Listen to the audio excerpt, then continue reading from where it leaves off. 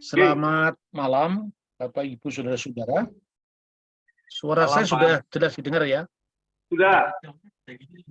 Oke, selamat malam. Kita akan membahas tema problematika Injil Barnabas. Benarkah seperti yang diklaim beberapa Muslim polemikus bahwa Injil Barnabas itu apakah benar Injil yang asli atau justru fakta keberadaan Injil Barnabas sendiri menyaksikan menelanjangi kepalsuannya.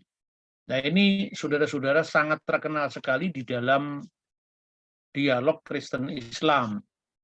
Saya sendiri pernah diminta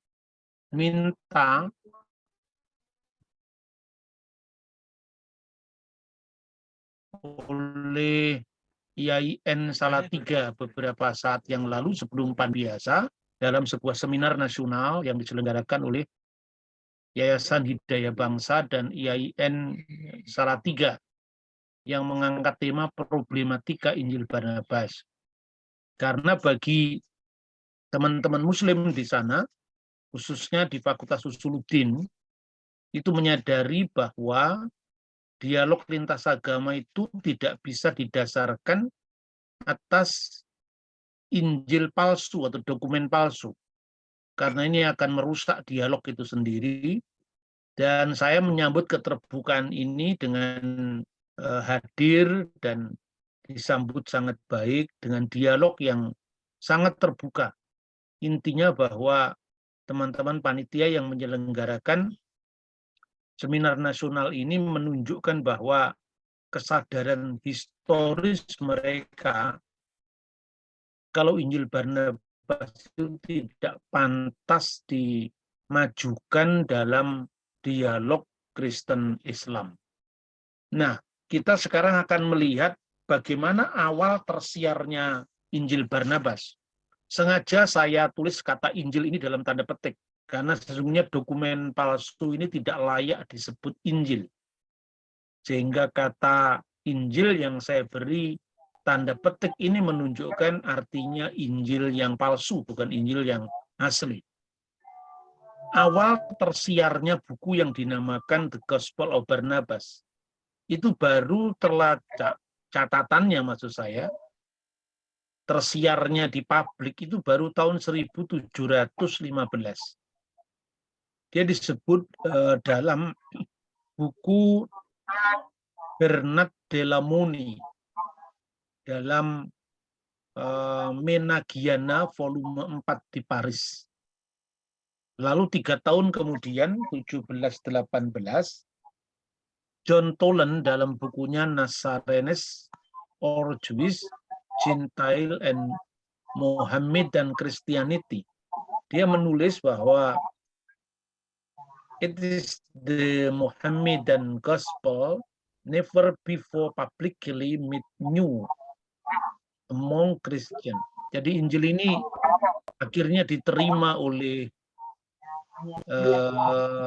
perpustakaan di Amsterdam, dan sejak saat itu apa yang dikenal sebagai Injil Muslim atau Mohammedan Gospel yang sebelumnya tidak pernah dipublikasi di kalangan Kristen itu mulai dikenal dari perpustakaan Kramer di Amsterdam.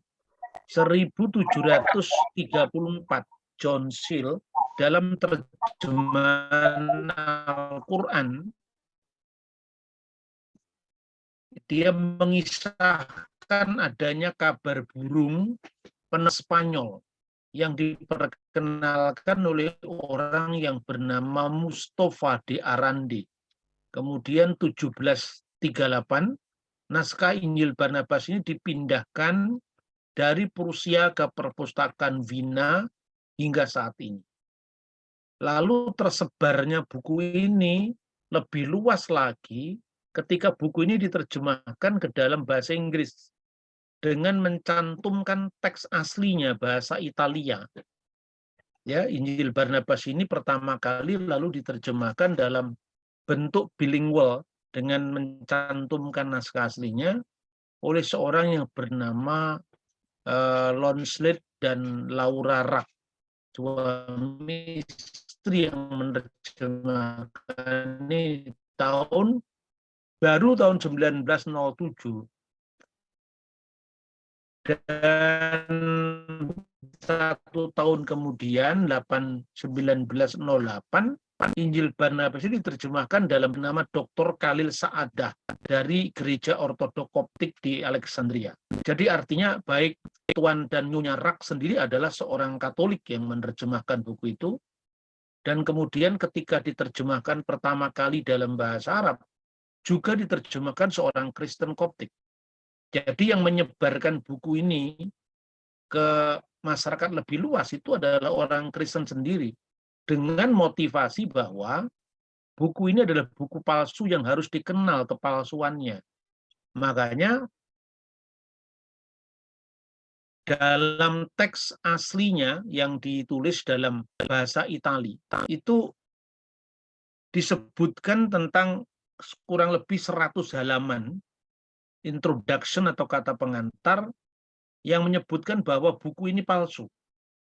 Itu dibuktikan dari sudut pandang sejarah, fakta geografi, bahasa asli. Begitu juga ketika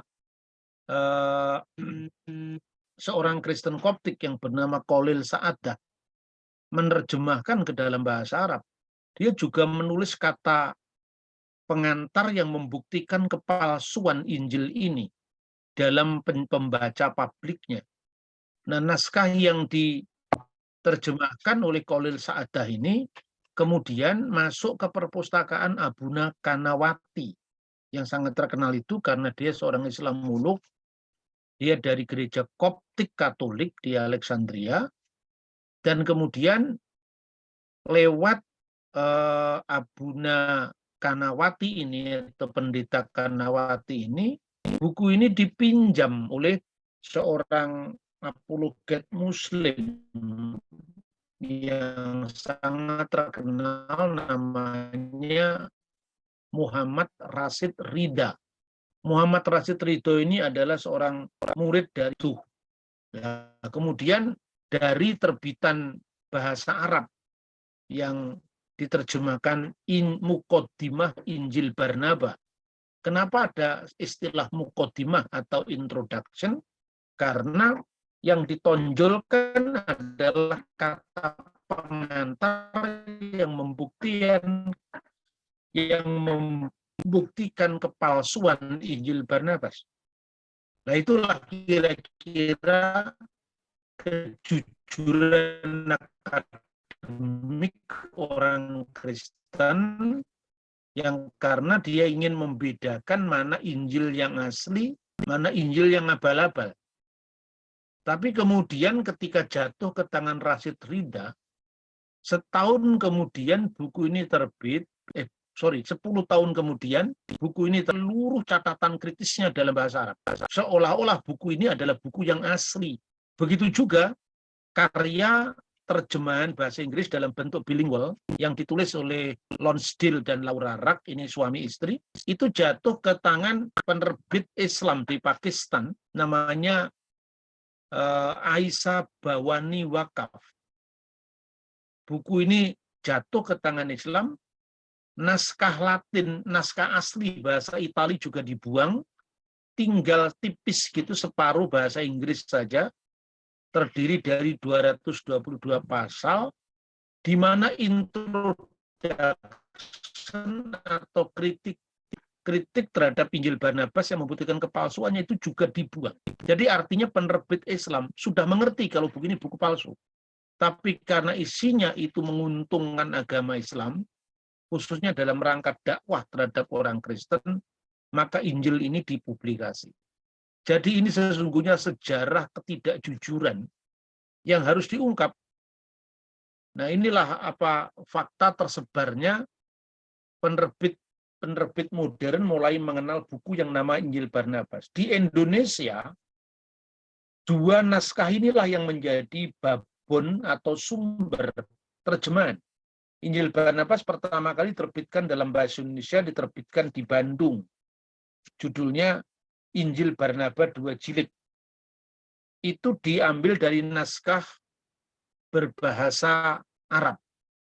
Kemudian ketika Bina Ilmu Surabaya menerbitkan, diambil dari naskah bahasa Inggris, suntingan dari Pakistan, Karachi, yang berjudul The Gospel of Barnabas, dari Aisyah Bawani Wakaf yang telah dihilangkan, baik itu teks asli bahasa Itali, agar mungkin orang supaya terkelabui bahwa Injil kok bahasa Itali.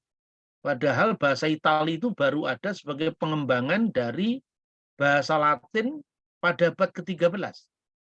Masa Yesus hidup dengan para rasulnya abad pertama kok dokumennya berasal di abad ke-13? Ini kan lucu.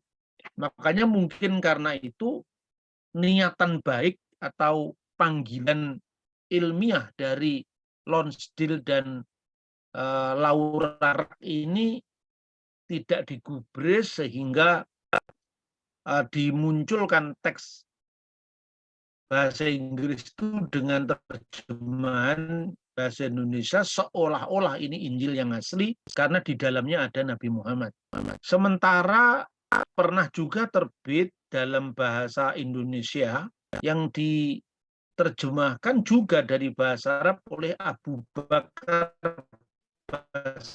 Basmelah, Surabaya, dengan judul Injil Barnabas. Inilah 3 terbitan, dan setelah semua naskahnya diambil dari dokumen palsu tadi, dokumen palsu yang dipalsukan lagi. Nah, bagaimana kira-kira kabar burung penemuan buku yang bernama Injil Barnabas ini? Konon seorang biarawan Katolik namanya Fra Marino. Ini kabar burung, jadi tidak bisa dipercaya ya namanya kabar burung. Ini yang dimuat dalam naskah bahasa Arab yang diterbitkan kemudian dikutip dalam bahasa Indonesia oleh Abu Bakar Basmelah.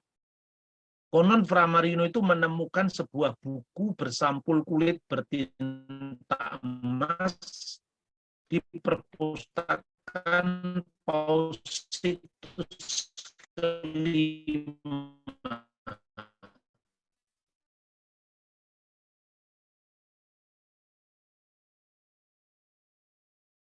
Yang menjadi paus tahun 1595. Ia membacanya diam-diam, ternyata menjumpai kisahnya Adam dan Hawa ketika terusir dari surga.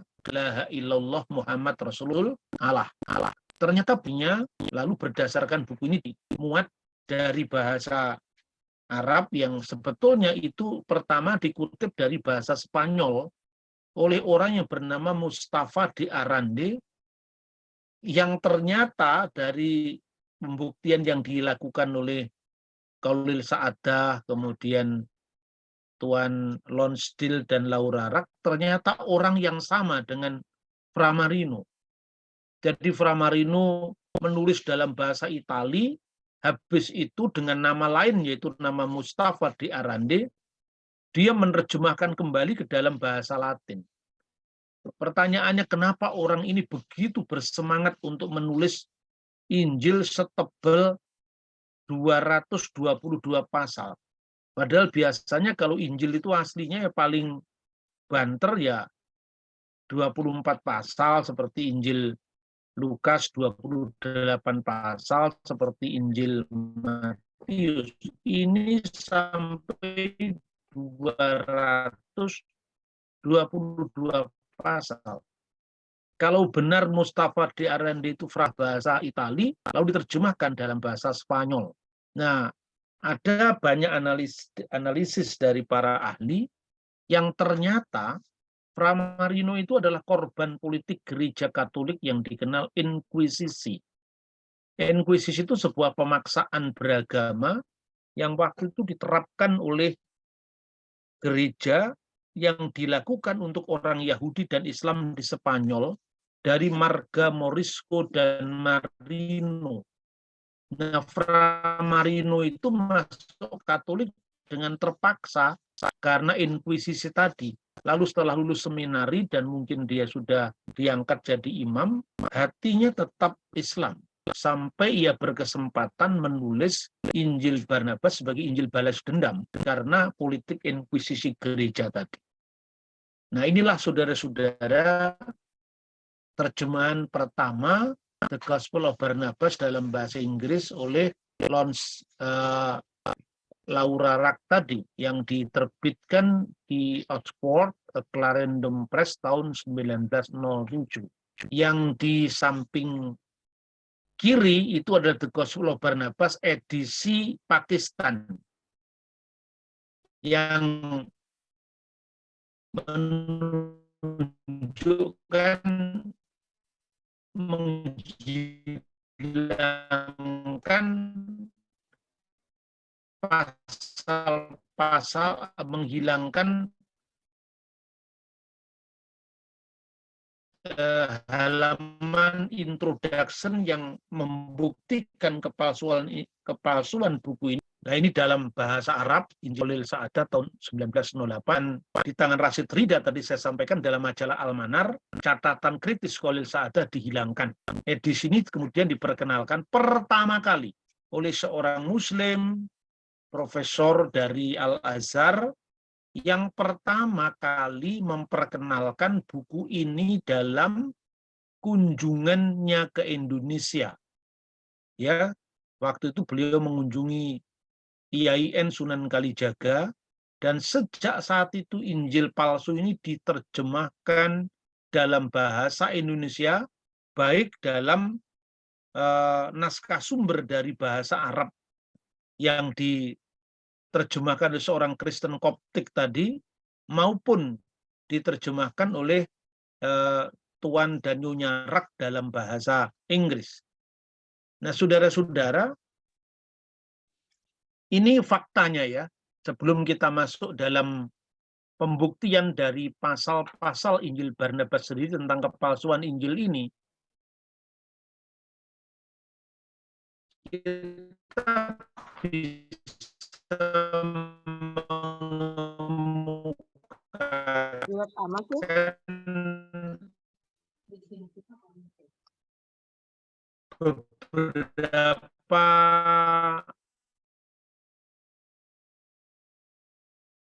provokasi yang dilakukan, buktikan seolah-olah Injil Barnabas mengemukakan bukti bahwa The Gospel Decretum Pseudo Gelasian, keaslian Injil ini katanya. Tetapi The Gospel of Barnabas itu dinyatakan apokrif oleh Paus Gelasius sampai katanya ditemukan kembali oleh Fra Marino. Itu promosi mereka yang mereka selalu sampaikan. Tapi faktanya, sebetulnya kenapa Decretum Gelasianum itu disebut Pseudo Gelasianum? Karena sesungguhnya disebut pseudo karena itu terjadi kesalahan sebut. Jadi yang disebut The Gospel of Barnabas itu tidak pernah ada. Yang ada adalah The Epistle of Barnabas, yaitu surat Barnabas. Dan surat Barnabas itu bukan buku apokrif. Jadi itu kesalahan dari dekretnya Paus sendiri yang menyebut ini apokrif. Sebetulnya ini bukan buku apokrif. Jadi Epistle of Barnabas itu kalau di kalangan gereja-gereja yang lebih tua, yaitu gereja-gereja timur, itu dikenal sebagai naskah Apostolic Fathers. Bukan Alkitab, tapi naskah yang dikenal dengan naskah-naskah apostolik. Karena apa? Karena buku-buku ini sekalipun bukan Alkitab, tetapi ditulis oleh para murid yang nulis Alkitab. Jadi itu buku dari generasi kedua setelah para rasul. Nah, buku-buku ini kalau di gereja ortodok tidak pernah disebut apokrif, tapi disebut sebagai The Apostolic Fathers. Misalnya, buku yang berjudul The Epistle of Barnabas. Ada lagi buku yang berjudul Didache. Didache itu bukan Alkitab juga, tapi ditulis pada tahun 90 Masehi kira-kira, ketika Rasul Yohanes masih hidup. Di buku ini sebetulnya isinya itu pelajaran katekisasi tertua di dunia. Buku ini ditulis di era para rasul, meskipun bukan Alkitab, ini buku katekisasi. Nah, karena itu orang sering berdebat soal baptisan di selam atau di percik itu sudah clear dapat pertama. Karena dalam buku Didake itu misalnya disebutkan, jikalau baptisan biasanya dilakukan dengan cara diselamkan. Tapi apabila tidak ditemukan air yang cukup, itu bisa dilakukan dengan diperciki kepalanya dan diucapkan demi nama Bapa dan Putra dan Roh Kudus. Dan usahakan itu di air yang mengalir. Kalau tidak ada dipercik misalnya. Ini buku katekisasi tertua. Orang boleh berdebat soal Katolik, Protestan, Martin Luther, Zwingli. Itu enggak ada artinya kalau dilihat dari ketuaan naskah-naskah ini.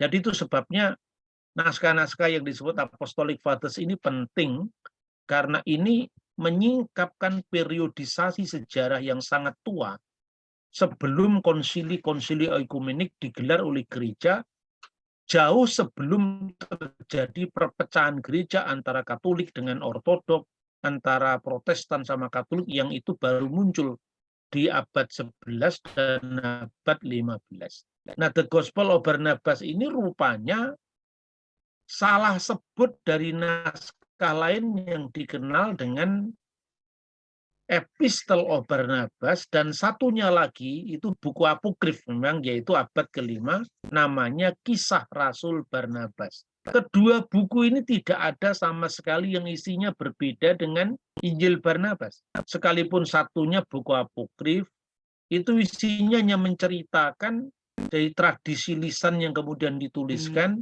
hasil penginjilan Rasul Barnabas dalam perjalanannya dengan Rasul Paulus, dan akhirnya Rasul Barnabas wafat di Siprus. Dan di sana Rasul Barnabas akhirnya dikuburkan. Nah, Epistle of Barnabas itu sangat dihormati oleh gereja kuno, sehingga dulu pernah satu jilid dengan Kodek Sinaiticus. Isinya juga jauh dari buku yang disebut Injil Barnabas. Jadi 60 daftar buku yang dinyatakan apokrif yang disebut oleh Dekrit Paus Gelasius itu sesungguhnya salah sebut. Mestinya Epistle of Barnabas ditulis Gospel of Barnabas, karena ada 3 jenis. Yang pertama Gospel, kedua Acts atau kisah, dan yang ketiga itu adalah Epistle. Dalam gereja kuno kadang-kadang itu tumpang tindih penamaannya karena memang ada ratusan buku-buku yang waktu itu harus disikapi oleh gereja demi memberikan kepastian kepada jemaat agar tidak bingung dengan beredarnya banyak. Nah, kemudian yang lucunya lagi, dan itu sebetulnya bukan hanya lucu, itu kurang ajar betul itu ya, bahwa naskah yang palsu ini pun dipalsukan. Jadi misalnya ya, ini kisah Rasul Barnabas. Nah, naskah Injil Barnabas yang palsu ini tidak tanggung-tanggung juga memalsukan dokumen yang disebut sebagai kisah Rasul Barnabas, yang menceritakan tadi kemartiran Rasul Barnabas. Dan itu dipalsukan oleh dokumen yang namanya Muqaddimah Injil Barnabas, kutipan dari Abu Bakar Basmalah. Kira-kira seperti ini. Yang aslinya itu dalam buku The Acts of Barnabas, itu ini adalah gambar dari gereja Ortodok Yunani yang dibangun dan didedikasikan untuk mengenang kemartiran Rasul Barnabas di Siprus. Gambar yang saya tampilkan ini. Dan di dalam tradisi lisan yang dicatat oleh The Acts of Barnabas itu tertulis, jenazah Santo Barnabas diketemukan di Pulau Siprus dengan Injil Matius yang berada di atas dadanya. Itu dokumen aslinya. Tapi ya tiga-tiganya itu dipalsukan dalam bukunya Abu Bakar Basmalah. Santo Barnabas meninggal di Pulau Siprus dengan kitab Injil karyanya di atas dadanya. Ini kan kurang ajar sekali. Nama Matiusnya dibuang, digantinya. Jadi seolah-olah Barnabas memang menulis Injil sendiri. Padahal di dalam teks aslinya dari The Acts of Barnabas itu sesungguhnya Barnabas menginjil dengan memakai Injil Matius. Bukan Injilnya sendiri karena dia tidak pernah menulis Injil. Nah ini, jadi sudah naskahnya palsu diperkenalkan dengan memalsukan dokumen lain lagi. Jadi mungkin gaya-gaya takiyah atau penipuan yang dihalalkan inilah yang merusak hubungan Islam dan Kristen. Itu tadi bukti-bukti di luar buku yang namanya Injil Barnabas yang membuktikan kepalsuan Injil Barnabas. Bapak Ibu, inilah bentuk dari naskah aslinya. Naskah aslinya sendiri ditulis dalam bahasa Itali, dan saya sampaikan bahasa Itali belum ada di zaman Yesus. Bahasa ini perkembangan dari bahasa Latin abad 13. Ini dapat dibandingkan misalnya bahasa Hindi itu perkembangan dari bahasa Sanskrit. Bahasa Sanskrit sendiri itu ribuan tahun sebelum Masehi sudah ada. Ketika kemudian agama Hindu memodernisir diri, kemudian muncul bangsa India modern, maka bahasa Sanskrit ini berubah menjadi bahasa Hindi, bahasa nasional India sekarang. Bahasa Sanskrit itu misalnya banyak kutipannya di prasasti Indonesia ya. Misalnya kutipan dari Weda, Ahkam Satmripah Bahuda Padanti, Tuhan yang satu disebut dengan berbagai macam nama misalnya. Itu bahasa Sanskrit. Bahkan itu mempengaruhi bahasa Indonesia. Hitung-hitungan Sanskrit kita kenal. Eka, Dwi, Tri, Catur, Panca, Sat, Sapta, kemudian Hasta, Nawa, Dasa. Makanya kalau anak pertama di Indonesia namanya Eka, kalau anak kedua Dwi, karena muncul pada saat Soekarno menggelurkan Dwi Kora, jadi kalau perempuan namanya Dwi Koranti misalnya. Ya, ini seperti itu. Tapi itu dalam bentuk modern, tidak dikenal bahasa Sanskrit itu sekarang, kecuali kalau kita belajar Weda. Tapi dalam bentuk modern seperti bahasa India sekarang, seperti lagu Sawan Kamahina Pawana Kareso, atau itu lagunya Shahrukh Khan itu. Tumpas Seai, itu bahasa India, Hindi modern. Ketika Islam masuk, dia berkembang menjadi bahasa Urdu. Ketika Kristen masuk India Selatan, jadi bahasa Malayalam, dan seterusnya. Nah, bahasa seperti bahasa Sanskrit berkembang menjadi anak-anak dialek dari bahasa itu. Begitu juga bahasa Itali tidak dikenal di zaman Yesus. Seperti lagu Tumpas Seai juga tidak dikenal di zamannya Krishna Arjuna. Saya kira seperti itu. Nah, ini contohnya teks asli Injil Barnabas dalam bahasa Itali. Bapak Ibu, yang paling atas judul itu Vero Evangelio di Yesu Chiamato Cristo. Injil yang benar dari Yesus yang disebut Kristus. Kalau yang di baris pasalnya pertama, pendahuluannya, Barnaba Apostolo di Yesu Nasareto Chiamato Cristo. Barnabas Rasul Yesus Nasaret yang disebut Kristus. Jadi dalam buku ini kalau orang cermat ya, bahwa Yesus dikenal sebagai Kristus dalam bahasa Itali.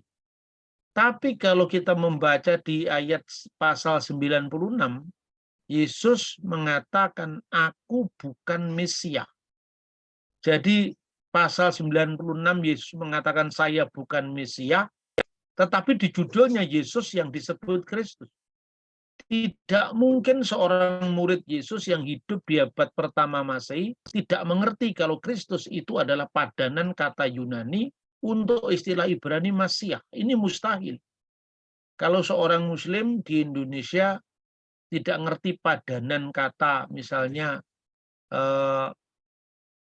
istilah ya Assalamualaikum dengan keselamatan atas kalian, tidak mungkin. Jadi kata salam, selamat itu satu kata. Begitu juga kalau orang mengaku Jawa, tidak ngerti kalau pitik itu satu arti dengan ayam, itu tidak mungkin karena bahasa Indonesia dengan bahasa Jawa selalu berdampingan. Kalau sekarang mungkin bahasa Inggris berdampingan, ada fried chicken, ada apa adalah ayam. Nah, itu aneh. Nah, ini contoh-contoh yang bisa dielaborasi. Kemudian pasal 20. Maka pergilah Yesus ke Galilea. Turunlah ke perahu untuk berlayar ke kotanya Nazaret. Tidak mungkin bahwa orang di abad pertama menyebut bahwa Yesus berlayar ke kota Nazaret, karena Nazaret itu bukan kota pelabuhan, bukan kota maritim. Lalu lebih kacau lagi, dalam pasal 21, lalu naiklah Yesus ke Kapernaum. Jesus went up to Kapernaum. Dalam naskah Arab, Yesua soida kota pesisir, Nazaret itu kota di pegunungan. Mestinya bukan Jesus went up to Kapernaum, tapi mestinya Jesus went down to Kapernaum. Karena Kapernaum itu adalah kota pesisir. Nazaret kota di atas bukit. Dan jarak antara Nazaret dan Kapernaum itu kira-kira 20 km.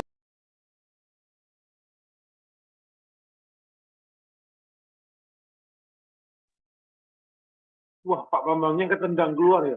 Oh, ini dia. Bah, unmute, bah. Baru aja ketendang. Bah, unmute dulu. Baru aja ketendang keluar ini.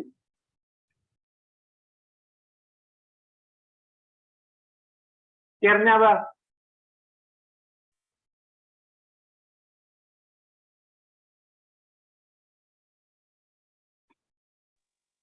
Emang sinyalnya agak kurang bagus, Pak Bambang. Nah. Iya, Pak Martin. Dari tadi itu.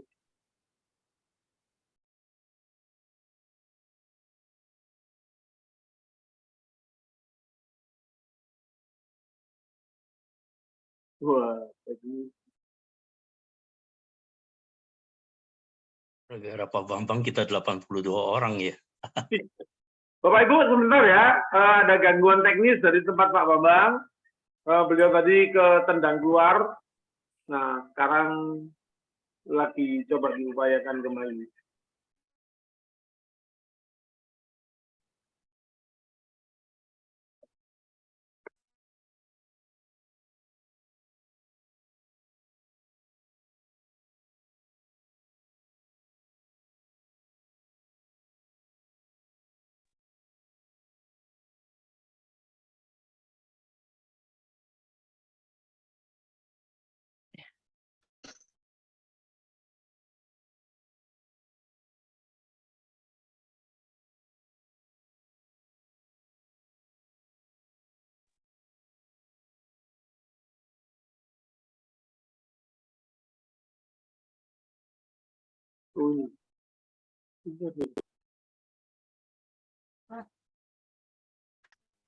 Silakan, Pak.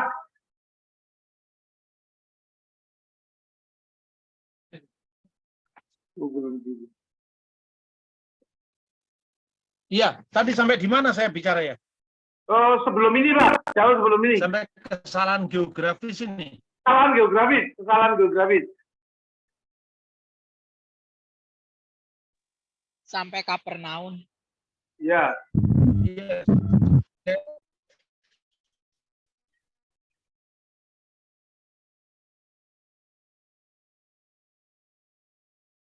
Ini. Kesalahan geografis benar yang terakhir, Pak. Sampai di kesalahan geografis, Pak. Oke. Jadi selain kesalahan teknis teologis ya,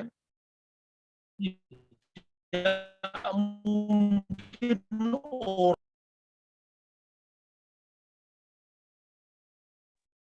Sedang lagi dia. Tuh, mantap lagi ya.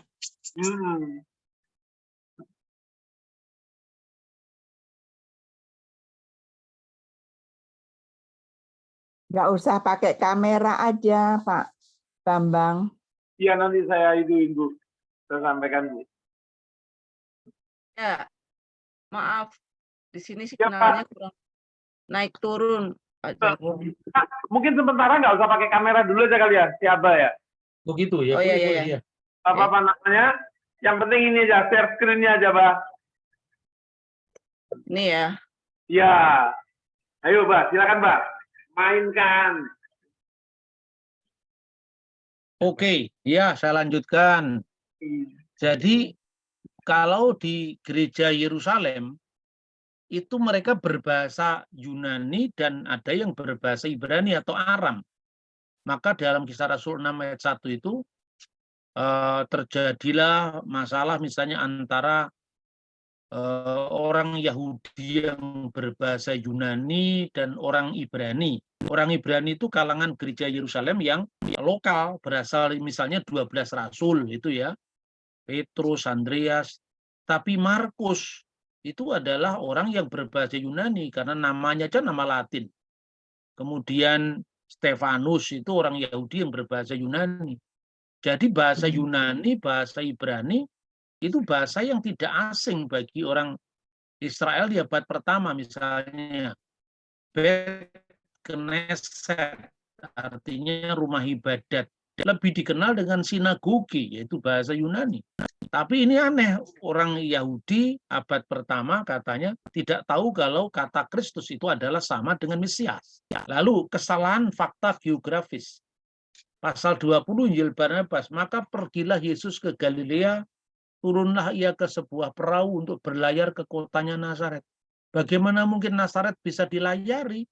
Karena Nazaret itu adalah kota di atas bukit. Lalu ayat 21, lalu pergilah pasal 21, naiklah Yesus ke Kapernaum. Jesus went up to Kapernaum. Padahal mestinya went down to Kapernaum, karena Kapernaum itu adalah kota pesisir, sementara Nazaret kota di atas bukit. Seraya mendekat ke kotanya Nazaret. Jarak antara Nazaret dan Kapernaum itu 20 kilometer. Bagaimana kapal bisa menembus bukit sejauh itu? Nah, ini hal-hal yang bisa dikritisi oleh siapapun juga, apalagi di era medsos sekarang ini. Tahun Yobel. Tahun Yobel itu kalau dalam Alkitab, ya di dalam kitab Imamat misalnya, itu 50 tahun sekali. Tetapi dalam pasal 82 kita bisa baca. Sesudah sembahyang malam, murid-murid Yesus mendekat kepada Yesus. Kemudian Yesus bersabda, malam ini tepat waktu bagi Sang Mesias, Rasul Allah itu, akan menjadikan tahun Yobel yang dirayakan tiap-tiap tahun, sekarang ini akan jatuh setiap 100 tahun sekali. Jadi artinya pada masanya ketika tahun Yobel itu dirayakan setiap 100 tahun itu sebetulnya penetapan yang dilakukan oleh Paus Bonavisius ke-8. Itu tahun 1300. Lalu diubah oleh Paus Clement ke-6. 1340 menjadi 50 tahun dikembalikan lagi. Paus Paulus kedua 1470 menjadi 25 tahun. Lalu Paus Sixtus kelima, Paus saat Injil Barnabas ditulis, merayakan Yobel sebelum waktunya. Injil Barnabas pasti ditulis di zaman kepausan yang saat itu mengubah tahun Yobel. Tidak mungkin ditulis pada zaman Yesus yang aslinya dirayakan 50 tahun menurut kitab Imamat pasal 25. Jadi para ahli akhirnya menyimpulkan masa paling awal terminus per quem penulisan Injil Barnabas itu paling awal tahun 1300, tapi yang mendekati tahun 1590-an saat Paus Sixtus kelima menjadi paus saat itu. Ada banyak fakta-fakta lain yang menarik ya. Misalnya, Yesus bersabda, iblis itu seperti singa yang mengaum-ngaum, yang ingin menerkam siapapun yang akan dijumpainya. Itu sesungguhnya kutipan dari surat Rasul Petrus, bukan sabda Yesus. Tapi kenapa ditempatkan di sabda Yesus? Kita tahu bahwa ketika terjadi penulisan buku liturgi gereja Breviarium tahun 1500 sekian, itu surat Petrus itu dimasukkan ke dalam doa subuh, yaitu Laudes dari Gereja Katolik. Sehingga saat itu pastilah ini ditulis pada saat ketika surat Petrus itu sudah dimasukkan dalam doa pagi. Nah, ini aneh ya. Jadi banyak hal itu kemudian digambarkan bahwa Lazarus dan saudaranya Maria dari Magdala membeli sebuah kota. Nah, itu tidak mungkin apabila itu dilakukan pada zaman Yesus, karena jangankan membeli kota. Israel itu adalah dijajah oleh Roma, tidak ada tindakan membeli kota. Nah, itu hanya bisa dilakukan kira-kira pada abad pertengahan ketika awal-awal dari spirit kapitalisme itu merajai benua Eropa. Kemudian ada lagi satu yang menarik. Yesus mengusir roh-roh jahat ke dalam tong-tong besi yang berisi air. Jadi kalau mestinya zaman Yesus air itu disimpan di tempayan, bukan di tong-tong besi. Nah, tong-tong besi itu lazim dipakai untuk menyimpan air pada zaman setelah revolusi industri di abad 10. Ada banyak kejanggalan-kejanggalan yang saya kira kalau orang sedikit terpelajar aja pasti ngerti lah. Kalau Injil Barnabas itu saya istilahkan sebagai the gospel of Gumbali Mukio, yang tidak layak dijadikan rujukan oleh orang yang makan sekolahan. Ini buku benar-benar buku yang seharusnya dibuang ke tong sampah. Lalu yang lebih serius lagi, kalau alasannya itu teologis, Injil Barnabas ini bertentangan dengan Al-Quran. Karena jelas sekali apapun maknanya Al-Masih, tetapi Al-Quran sendiri menegaskan bahwa Al-Masih itu gelar bagi Isa, bagi Yesus, ya. Sehingga Isa itu disebut bikalimati min husmuhul masih, Isa ba'nu Maryam wajihan fid dunya wal akhirat. Firman daripadanya, yaitu kalimat timinhu, firman daripadanya, asmuhu, namanya Al-Masih Isa putra Maryam, yang terkemuka di dunia dan di akhirat. Sementara dalam Injil Barnabas pasal 96, aku bukanlah Mesias. Mesias yang akan datang itu namanya terpuji, yaitu Muhammad. Nah, inilah kira-kira saudara-saudara, maka Injil Barnabas ini jelas tidak bisa dijadikan rujukan dalam dialog Kristen Islam. Tuhan memberkati kita bisa lanjutkan lewat tanya jawab. Terima kasih.